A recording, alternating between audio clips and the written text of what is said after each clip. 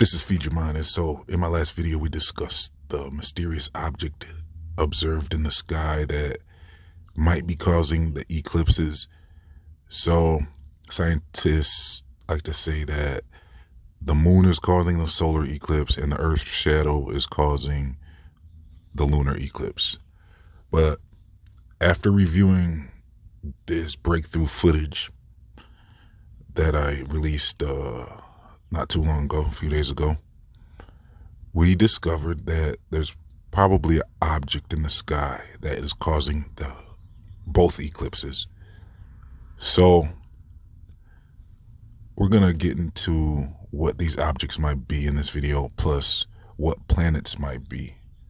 So I got a name for this object now, because in my last video, they were calling it, well, the one who really discovered the footage was calling it Rahu and Ketu. There's two objects causing the eclipse, or having something to do with the eclipse. I think Rahu was the main thing causing the eclipse, and Ketu was this other transparent object in the sky. Maybe one causes the solar and one causes the lunar, possibly. But there's a name I came across to describe Rahu, and that name is the Black Sun. I like that name because it seems to fit, because the Rahu and K2, I looked into that a little bit more, and there seems to be a long history of these two objects called Rahu and K2, and it almost looks very religious when I looked into it. For the ones who discovered it back then, who named those two objects, they must have been aware of these objects. It almost looked like it was possibly Aztec, but I'm just guessing here. I'm not sure what civilization came across these two objects in the sky, but they have a whole legend about what they are. But it's interesting, though, anyways, but especially with the footage that came out with this whole observation. So it's not just speculation. There's actual footage to review. And so basically, I like calling it the Black Sun, though, because, well, it seems to describe what this object is. And so I did do a video about another black sun, which was beneath the Earth. So if you go back into my video list, you'll find it where I covered the black sun before, and it was described as a celestial body underneath the Earth. And I went into great detail describing that, and that's one thing, but now we got visual evidence of a black sun above the Earth. So I'm kind of thinking for now, I mean, why not call that the Black Sun, you know? But as far as the planets and stuff, I mean, here's the thing with that. Well, I released a video about Pluto not too long ago, and how Pluto might actually be planet X, or as some call Nibiru. So I came to that conclusion just by the history of Pluto. You see, it's not really the pagan practice of astronomy or whatever. This is some scientific stuff I looked into when it comes to Pluto, and how it happened to be hovering in the sky during the collapse of Rome, and it happened to be hovering in the sky during the conception of America, the birth of America in 1776. And so they're saying this Pluto has to do with the births and destructions of kingdoms. So now it's expected to be in the sky this year for the first time in about 200 and something years. I think it was like 240 something years. You can go back to that video for much more details. But there seems to be something to Pluto and world events. See, when it was in the sky recently. Well, they've been mapping it, and there's 3 dates of 2022 that came to the interest of those tracking it. And those dates was 222 when Russia declared war with Ukraine around that time. And then the next date coming up is 7/11. So that's coming up in July 11th, where it's going to be aligned again with whatever alignment methods they're talking about. We'll have to look more into, but these are the significant dates that have been noted by the people that look into that stuff. And then the final date I accidentally said 2/28, but I meant 12/28, because every date falls this year. Like if it falls in the line this year, all 3 of the dates. So just a correction. The final date that they said to look out for with Pluto in the sky is 12/28, which it actually is like a solstice date, I believe, or something to do with the solstice, possibly. So that's going to be interesting to see if there's any events that take place with that. I mean, I really didn't want to. I really don't look at these dates as some type of astronomy or whatever. You know, I'm looking at it more from a different perspective, just as because when you look up the information, it's right there. Like the information isn't really like you don't have to look into all these zodiac charts or anything to find this information. This is scientific data that you can look up. Like when you look up Pluto or the return of Pluto and significant dates of Pluto, you'll find this stuff. And I think there was something to do with Obama too. I'll have to look back into it, but let me see. I think what it was when Obama took power. I believe that's when the return of Pluto began to be tracked, that they said it was coming back around. So that's when I started thinking like, okay, so with all this information about Pluto, it seems to me that this could have something to do with Planet X or Nibiru, you know, because there seems to be a lot of activity with, like I said, the rise and falls of kingdoms when it comes to this Pluto, and it seems to be more based on destruction than creation of kingdoms. Like even though I said the birth of America there's something to do with Pluto, but there seems to be a whole lot of information about how it passes over when large kingdoms fall. So I don't know if they're using it as a clock sign or if it just happens to affect people, because like they say the lunar eclipse, the full moon, they're saying affects people. So they're acting like the planets have something to do with affecting people. So, or the moon, they're acting like the moon has something to do with affecting people. So it could be possible that the planets could have something to do with that too, or the elite or whatever you want to call them. What's another good name for them?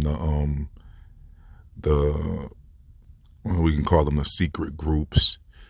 You know, we got to kind of watch what words we use on these platforms, but basically these secret groups could be planning stuff around Pluto. It's possible. Or is it just a coincidence that Russia declared war on Ukraine right when Pluto was passing? So, I mean,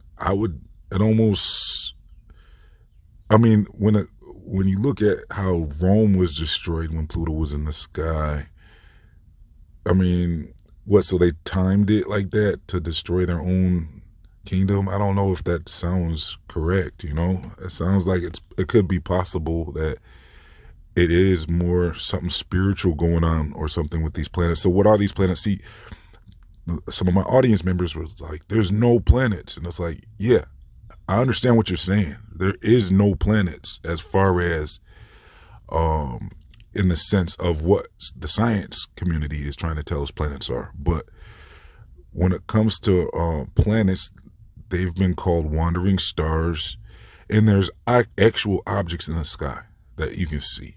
So there's something up there. It's just that it's not what is described to us from the science community. So now we see that there's mystery objects like the black sun in the sky, this shadowy, transparent, almost object, celestial object And it's actually kind of creepy that these things are up there. It's like, what are these things, especially how they behave with the eclipse? As I described in detail, how they behave like not like any other celestial object. So the wandering stars are interesting as well. Like, what are they? Why are they up there? Some might say they're the fallen ones who feel out of place, out of sync with the other stars, and got kicked out to a different plane, which I would guess would be closer to Earth than the other stars. So these wandering stars could possibly be closer. I would guess. They see, some people call them other suns, like they're other suns of outer rings. Like we got the inner circle, and then there's outer circles that expand the Earth, this known Earth. So there's a lot of land that people haven't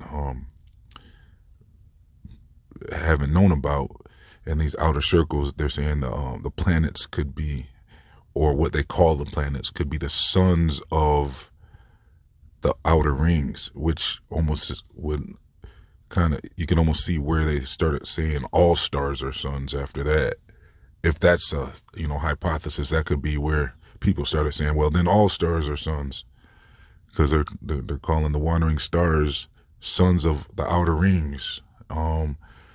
With the outer ring theory, I don't know. I'm not sold on it all the way yet, like I said before, because I would guess the outer ring, the outer rings would have to be much larger mileage. So for it to do a complete lap around, they're saying like how Pluto takes like 240 years or something to go around the orbit of the sky. So not the orbit that scientists are talking about. I'm talking about the orbit of the geocentric Earth.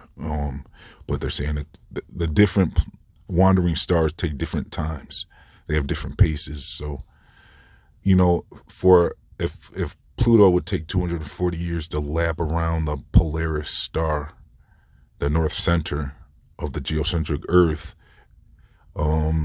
that would be like a very long year, right? Like that means one of those outer rings would have a year that's 240 years. So time would have to move much differently for them, or they would have to have multiple suns. I don't know. So I don't know if I'm a big fan of that. As far as if they were fallen angels, that's one thing. Another option would be it could just be part of the clock system, where these wandering stars are markers for the clock system of the sky. You see, the simple clock system is the sun, which time is ran by the sun. Like the sun is so perfect in its rotation above us that we keep perfect time by it.